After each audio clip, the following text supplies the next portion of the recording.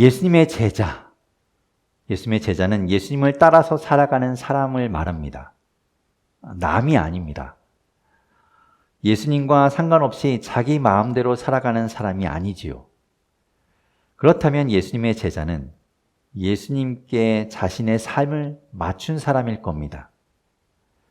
그렇다면 예수님의 제자가 예수님께 구하는 것도 남들과는 조금은 다르지 않겠습니까? 달라야 하지 않겠습니까?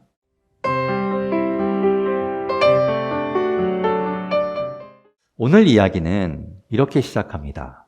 예수께서 하늘에 올라가실 날이 다 되었다. 무슨 얘기일까요?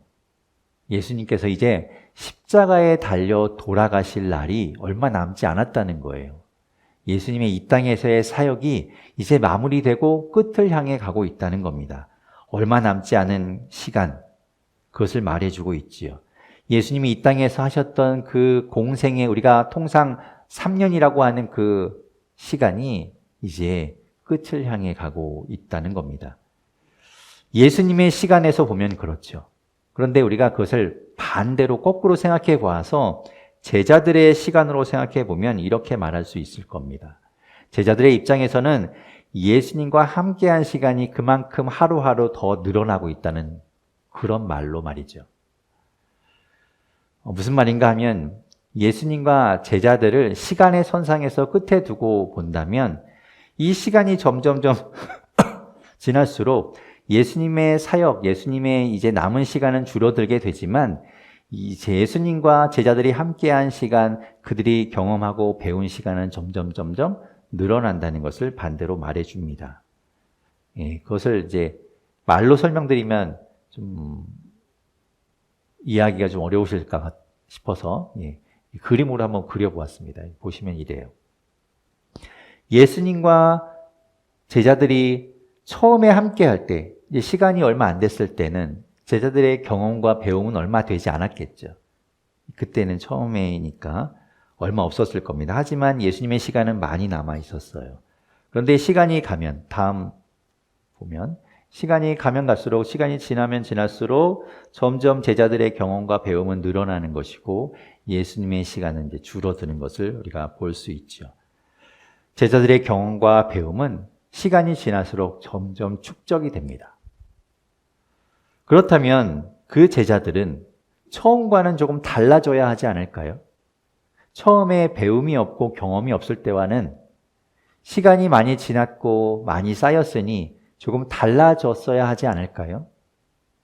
그리고 적어도 남들보다는, 예수님과 상관없이 살아가는 다른 사람들보다는 달라야 하지 않을까요? 확연한 차이가 있어야 맞는 것이겠죠. 그러나 과연 예수님의 제자들은 그렇게 변했을까요? 남들과 달랐을까? 우리 한번 오늘 말씀 가운데서 살펴보기를 원합니다. 예수님은 갈릴리 지역에서 사역하시다가 이제 유월절을 맞이하여, 어쩌면 예수님의 마지막 유월절이겠죠? 이제 시간이 얼마 남지 않았다고 했으니까 예수님이 십자가에 달리시는 그 마지막 유월절을 이야기하는 걸 겁니다. 그 유월절을 맞이하기 위해서 예루살렘으로 가시기로 결정하셨습니다. 우리 지난주에 보았던 지도 여러분 기억하시죠? 혹시 못 보신 분들을 위해서 다시 한번 이제 지도를 보여드리면 이렇습니다. 북쪽에 있는 저 지도상에서 위쪽에 있는 커다란 그 호수가 갈릴리 호수가 되겠고요. 그리고 남쪽 끝에 지금 조금 보이는 것이 사해입니다. 다 담지 못해서 이렇게 조금만 남겨놓았는데 그 중간을 이제 요단강이 흘러가고 있지요. 예수님께서 사역하시던 곳은 저 갈릴리 호수 주변에 갈릴리 지역이라고 부르던 곳이었습니다. 그런데 지금 오늘 말씀에서는 예수님께서 그 유월절 마지막 명절을 지키기 위해서 예루살렘으로 가신다라고 말씀하셨습니다. 예루살렘은 저 사해, 지도의 제일 아래에 있는 곳에 예루살렘이 위치해 있습니다. 그러니까 저 북쪽에서 남쪽으로 이제 여행을 떠나시게 되는 거예요. 그런데 갈릴리에서 예루살렘으로 가는 그 중간 지역에 무엇이 있는가 하면 사마리아 지역이 있습니다. 사마리아 사람들 그리고 유대인들 그 사람들은 서로 친하지 않습니다. 조금 더 정확하게 이야기하면 서로 싫어합니다. 그래서 보통은 이 중간에 있는 사마리아를 지나가지 않고 유대인들이 갈릴리와 예루살렘을 왕래할 때는 왼쪽에 있는 파란 부분이 지중해 바다가 되는데 지중해변, 그러니까 그쪽을 향해서 이렇게 빙 둘러가든가 아니면 이 요단강을 바로 건너면 지난번에 말씀드린 것처럼 그 요단강을 건너서 동편을 데가볼리 지역이라고 말씀드렸죠. 그 데가볼리 땅으로 들어가서 요단강을 건너서 예루살렘으로 가는 그나마 좀 빠른 그 길을 택해서 갔습니다. 그런데 예수님은 사마리아를 통과해서 가시겠다는 거예요. 유대인들이 잘 가지 않는 그 길을 말이죠. 그냥 그 땅을 지나가는 거면 크게 상관할 일이 없을 겁니다. 뭐 사마리아 사람들하고 부딪힐 일이 없으니까요. 그런데 문제는 이 땅을 지나갈 때 이것이 하루길이 아니다 보니까 어딘가에서 사마리아 지역 한 마을에서는 숙박을 해야 한다는 거예요. 잠을 자야 되죠. 예수님은 혼자 가시는 것이 아니라 제자들과 그 일행들이 함께 가는 길이니까 많은 사람들이었을 것이고 그 많은 사람들이 하룻밤을 머무르려면 집을 미리 구하고 미리 알아봐야 했을 겁니다. 그래서 예수님은 그 제자들 가운데 몇 사람을 먼저 보내서 마을에 머물 곳이 있는지를 알아보게 하셨습니다. 예수님의 명을 듣고 그 길을 떠났던 먼저 앞에 나아가서 마을에 들어갔던 사람들은 어쩌면 엄청 투덜거리면서 갔을 거예요. 아, 왜 이런 일을 내가 해야 되지? 아, 이런 일 하기 싫은데, 사마리아 사람들하고 부딪히기 싫은데, 아, 차라리 그냥 쭉 돌아가면 안 되나? 아, 뭐 하필이면 이걸 내가 해야 돼. 가면 분명히 그 사람들도 우리한테 좋은 말 안 할 텐데, 뭐 이런 생각을 하면서 갔을 거예요. 아니나 다를까, 갔더니 문전박대를 당합니다. 안 된다는 거예요. 여기에서 첫 번째 제자의 반응이 나타납니다. 오늘 보면 54절 말씀 같이 한번 읽어보겠습니다. 함께 54절 읽겠습니다. 시작. 그래서 제자인 야고보와 요한이 이것을 보고 말하였다. 어떻겠습니까?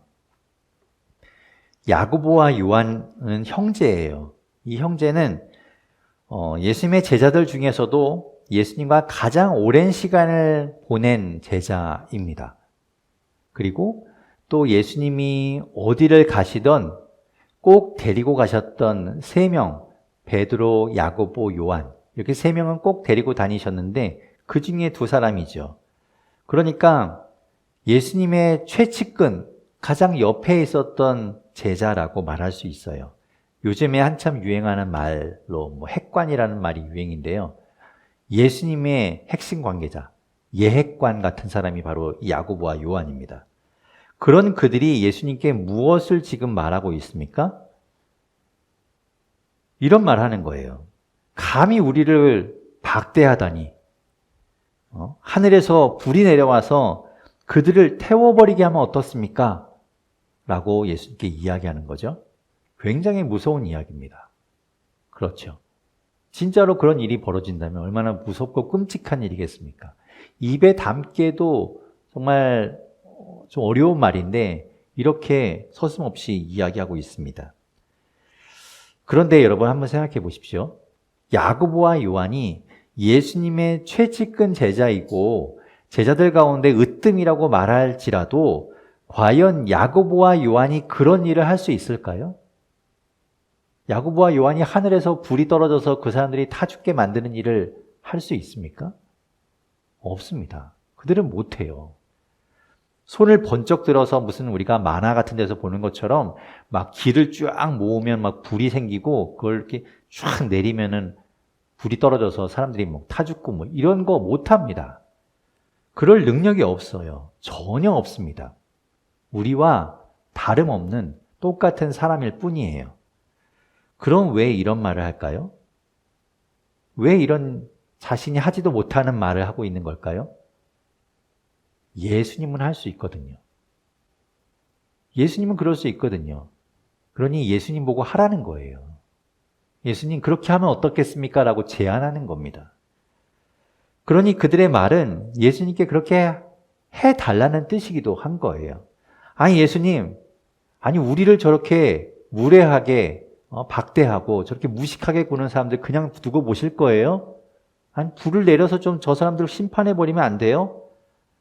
아니면 우리가 할 테니까 우리한테 능력을 주세요. 뭐 이런 말인 거죠. 그들은 예수님을 자신들이 받은 그 자존심의 상처를 복수해줄 도구로 이용하고 있는 겁니다. 자신들이 문전박대 당했잖아요. 그런데 감히 자신들을 유대인은 그렇게 박대하다니 라고 하면서 자신들의 그 감정을 복수해줄 도구로 예수님을 이용하는 거죠. 자신의 분노를 표출할 방법, 그것으로 예수님을 이용하고 있습니다. 그들에게 예수님은 그저 세상 어느 것보다 강력한 무기, 그것에 지나지 않는 거예요. 세상 어느 무기보다 강력한 레이저 총 하나 들고 있는 것과 다름이 없어서 화가 나고 자신들에게 함부로 하는 사람들에게 마구 쏘고 싶은 겁니다. 하지만 그런 마음은 이 야고보와 요한만 갖고 있는 것이 아니에요. 어쩌면 모든 사람들이 그런 마음을 갖고 있습니다. 자신의 욕심을 위해서, 자신을 위해서 신을 이용하고자 하는 마음을 가지고 있어요. 그러다 보니까 심지어는 있지도 않은 신, 강력한 초강력 신을 만들어 놓고 거기에 절하면서 자신의 말을 들어달라고 간구하죠. 그것이 소위 말하는 만들어진 신이라는 겁니다. 그러나 예수님은 그런 분이 아닙니다. 사람들의 욕심에 의해서 움직이는 분, 사람들의 욕심을 위해서 존재하는 분이 아닙니다. 그러니 예수님의 제자, 그리스도의 제자라고 한다면 자신의 욕심을 위해서 자신을 위한 도구로 예수님을 사용하려고 구해서는 안 되는 것이지요. 물론 예수님은 우리의 기도와 간구를 들으십니다. 안 듣는 분이 아니에요. 무시하지 않아요. 지금도 한창 러시아와 우크라이나가 전쟁을 하고 있습니다. 아마 러시아, 인도 하나님께 기도할 거예요. 자신의 나라가 전쟁에서 승리하게 해달라고 말이죠. 우크라이나, 인도 기도할 겁니다. 그 전쟁에서 자신의 나라가 이기게 해달라고 기도하고 있을 거예요. 그렇다면 누구의 기도대로 하셔야 할까요? 기도를 더 많이 한 사람이요? 더 열심히 한 사람의 기도를 들어주셔야 할까요? 예수님은 우리의 도구로 움직이시는 분이 아닙니다. 하나님은 그런 분이 아니에요. 사랑과 긍휼히 여기심으로 움직이는 분이 하나님이십니다. 우리가 그분을 우리 마음대로 움직일 수 있는 것이 아니에요. 예수님은 그런 마음을 갖고 있는 야고보와 요한을 꾸짖으셨습니다. 야고보와 요한은 최측근이라고 말하고 예수님과 가장 오래 있었고 가장 가까이에서 언제나 함께 했다고 말하지만 그런 예수님을 알지 못하고 있었던 겁니다. 예수님과 제자들은 이제 다른 마을로 갑니다. 그 마을에선 받아주지 않으니까요. 그때 두 번째 제자의 반응이 나오는데요. 어떤 사람이 예수님께 이렇게 이야기합니다. 오늘 본문 57절 말씀인데 같이 57절 읽어보겠습니다. 시작. 그들이 길을 가고 있는데 어떤 사람이 예수께 말하였다.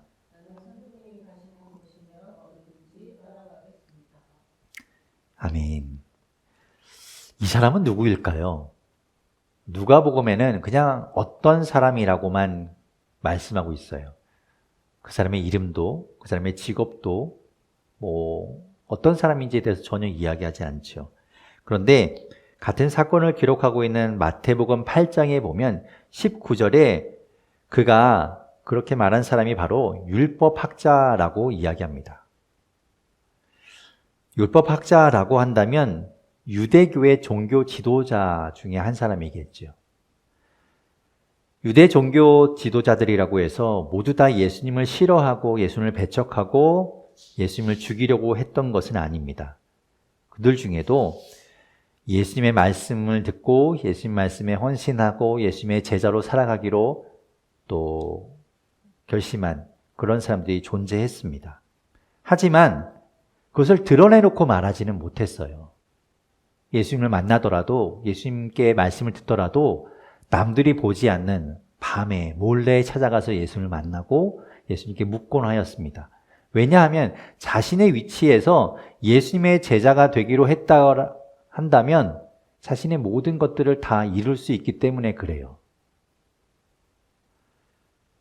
그것은 어려운 결정이 되는 거죠. 현실적으로 예수님의 제자라고 말하는 것은 힘든 일입니다. 그것이 알려지면 어쩌면 자신의 위치뿐만 아니라 유대 종교 사회에서는 더 이상 설 자리가 없어지는 일일 수도 있어요. 일반적인 서민들하고는 다른 그런 위치에 있는 사람이니까요. 그것을 각오해야 하는 일입니다. 그런데 지금 이 사람은 예수님과 함께 길을 가고 있습니다. 대놓고 지금 예수님과 함께 길을 걸어가는 제자의 길을 가고 있는 거예요. 그렇다면 그런 현실적으로 어려운 결정을 하고 제자의 삶을 살기로 한 율법학자를 보면서 예수님이 그를 칭찬하거나 격려하거나 그를 보듬어주는 그런 말을 하셔야 맞을 것 같지요? 그런데 예수님은 이렇게 말씀하십니다. 오늘 본문 58절 말씀인데 같이 58절 읽겠습니다. 시작. 예수께서 그에게 말씀하셨다. 여우도 굴이 있고 하늘에 나는 새도 보금자리가 있으나 인자는 머리 둘 곳이 없다. 어떻게 보면 좀 뜬금없는 말 같아요. 왜 이런 이야기를 하셨을까요? 그가 율법학자가 자신의 모든 지위를 다 내려놓고 제가 예수님의 제자로 살아가겠습니다. 예수님 가는 곳이면 어디든지 따라가겠습니다. 그랬다면 예수님이 그래, 훌륭하다, 잘했다 칭찬하셔야 하는데 여우도 굴이 있고 하늘을 나는 새도 보금자리가 있으나 인자는 머리 둘 곳이 없다. 이 말의 뜻은 이런 거예요. 예수님이 말씀하시는 그 여우도 자신의 몸을 피할 수 있는 굴이 있어서 그곳에서 안전하게 쉼을 누릴 수 있습니다. 하늘을 나는 새도요, 하루 종일 퍼덕인 그 지친 날개를 쉴 수 있는 안락한 보금자리가 있어서 그곳에서 그 새는 쉴 수 있습니다. 그러나 예수님은 안전한 곳도 없고요, 안락한 곳도 없습니다. 예수님께 없으니 예수님의 제자는 당연히 없습니다. 율법학자는 어쩌면 자신의 지위를 다 내려놓고 그 누리던 삶을 다 박탈당하더라도 예수님을 따라 살아가면 예수님이 자신의 삶을 보장해 줄 것이라고 믿었을지 모릅니다.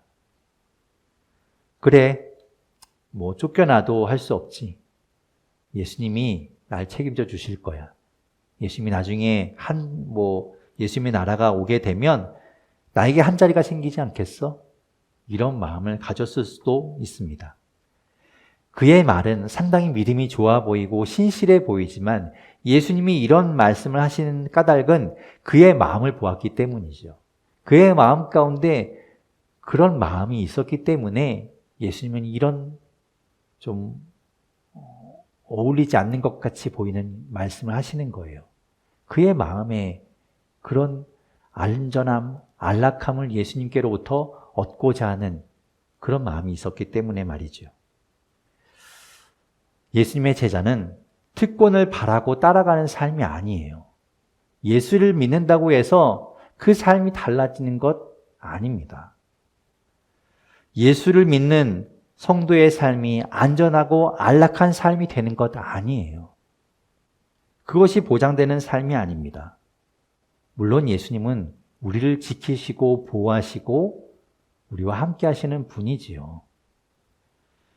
그런데 우리의 여건, 우리를 둘러싼 환경, 우리의 형편을 바꿔주고 변화시켜주고 그것을 지키고 보호해주시는 문지기가 아니라 예수님은 우리의 마음을 지켜주시는 분입니다. 지금 세계 경제가 다 어려워요. 어느 나라 할 것 없이 다 어렵습니다. 우리나라 정말 어려움 가운데 있지요. 지금 정말 힘들다고 사람들마다 다 호소하고 있고 신음하고 있습니다. 이런 상황에서 나만 경제적으로 피해를 입지 않게 해달라고 기도하는 것이 옳은 일일까요? 그것이 옳은 기도일까요? 어쩌면 그것은 정말 무리한 기도에 지나지 않을 겁니다. 어떠한 어려움이 있더라도, 어떠한 폭풍우가 밀려오더라도, 어떠한 환경에 우리가 처하더라도 우리의 마음이 흔들리지 않도록 기도하는 것이, 오히려 그것을 구하는 것이 옳은 기도가 아닐까요? 이어서 세 번째 제자의 반응이 나오는데요. 그 뒤에 나오는 제자가 두 사람인데도 불구하고 같은 유사한 반응을 하고 있는 걸 볼 수 있어요. 오늘 보면 59절과 61절 말씀을 읽어보겠습니다. 60절은 빼고 59절, 61절 같이 읽어보겠습니다. 시작. 또 예수께서 다른 사람에게 나를 따라오너라 하고 말씀하셨다. 그러나 그 사람이 말하였다.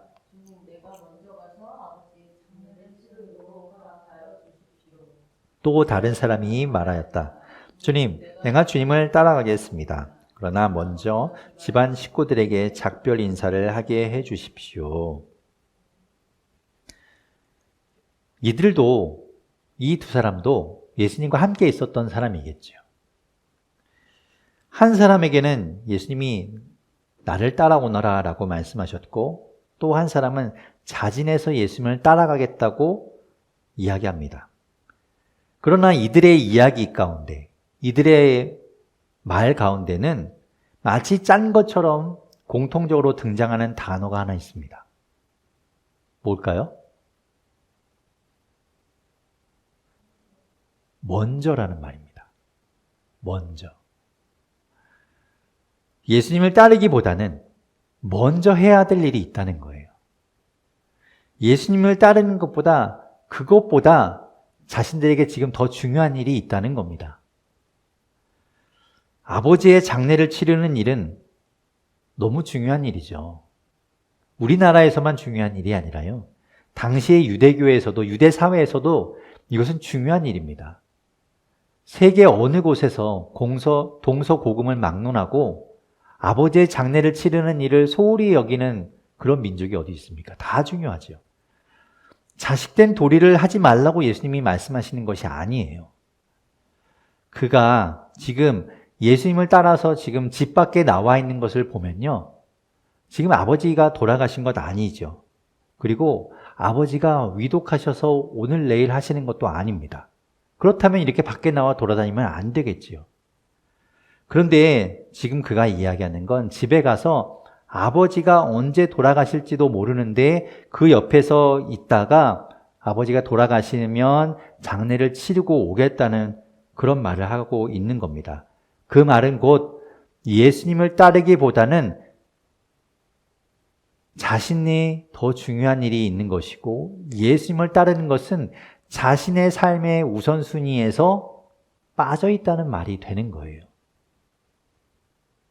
자신의 우선순위에 예수님을 따라 살아가는 것이 그렇게 중요하지 않다는 겁니다.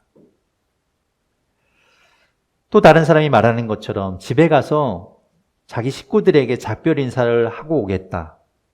이것을 누가 만류하겠습니까? 왜 그것을 못하게 하겠습니까? 그것이 인간의 도리인데 당연하지요. 그런데 그렇게 갔다가 식구 중에 누군가 반대하면요. 누군가 더 있다 가라고 붙잡으면요. 사실 이 사람도 예수님을 따르는 것이 자신의 삶의 우선순위에서 그렇게 상위에 있지 않다는 거예요. 그렇게 중요하지 않다는 겁니다. 예수님을 따르다가, 예수님 제자로 살아가다가 아버지가 위독하시면 예수님이 보내지 않겠습니까? 예수님이 오히려 고쳐주셨겠지요. 혹여나 아버지가 돌아가셨으면 나사로를 살린 것처럼 예수님이 살리셨을 수도 있어요. 예수님이 가족을 보기 위해 집에 가는 것 못 가게 막으셨을까요? 아니요. 보내셨을 거예요. 얼마든지 가서 가족 만나고 오겠다고 하면 보내셨을 겁니다. 그들은 지금 핑계를 대고 있는 거예요. 우리는 삶이라는 핑계로 자꾸만 예수님의 말씀에 순종하는 것을 뒤로 미뤄요. 지금은 바쁘니까, 지금은 이게 더 중요하니까, 지금 이거 안 하면 안 되니까, 지금은 이거 해야 할 때니까 예수님 말씀대로 살아갈 수 없어요. 나중에요. 나중에 내가 조금 더 여유가 생기면, 내가 조금 더 넉넉해지면, 내가 조금 더 한가해지면, 내가 조금 더 많이 벌면, 내 생활이 조금 더 안정되면 그때 예수님 말씀대로 살아갈게요. 이렇게 예수님께 우리는 시간을 구하는 겁니다. 나중으로 미루는 거예요. 그런데 여러분, 지금 하지 않으면 나중에도 하지 않습니다. 지금 하지 않는데 나중에 한다는 것, 그것은 더 어려운 일입니다. 예수님을 따르는 것이 지금의 내 삶을 포기한다는 말이 아니에요. 오히려 예수님을 따라 살아간다는 것은 내 삶을 바르게 살아가는 것이고 그 말씀에 순종하는 길은 옳은 길을 가는 겁니다. 오늘 말씀을 정리하겠습니다. 네, 이렇게 정리해달라는 요청이 있었어요. 오늘 말씀을 정리하기예요. 예수 그리스도의 제자는 예수 그리스도를 따라 살아가는 사람입니다. 그렇죠? 그렇다면 예수 그리스도의 제자는 자신을 위한 도구로 예수님을 사용하지 않습니다. 오히려 그 반대로 자신이 예수님의 손과 발이 되기를 구하죠. 예수 그리스도의 제자는 자신의 삶의 안전과 안락함을 위해서 예수님께 구하지 않아요. 오히려 어떠한 어려움에 처하든지 어떠한 문제를 만나든지 어떠한 풍랑 가운데 있든지 간에 내 마음을 지켜주시고 나와 주님이 함께 해달라고 그것을 주님께 구합니다. 예수 그리스도의 제자는 자기 삶의 우선순위를 위해 예수님을 따르고 순종하는 것보다 더 위에 있는 것을 위해서 순종을 미루고 예수님께 시간을 구하지 않아요. 지금 이 자리에서 바로 지금 예수님 말씀에 순종하기를 주님 앞에 결단합니다. 저와 여러분은 이 땅을 살아가는 그리스도의 제자입니다. 우리는 주님께 무엇을 구해야 하고 어떤 삶을 살아가야 할까요? 오늘 말씀에서처럼, 오늘 우리가 본 것처럼 그 제자들과 같은 그런 것들을 구하는 것이 아니라 그들을 통해서 우리 배운 것처럼 정말 주님 그분을 따라가는 삶을 그분의 마음에 맞게 그렇게 살아가는 우리 모두가 될 수 있기를 바랍니다.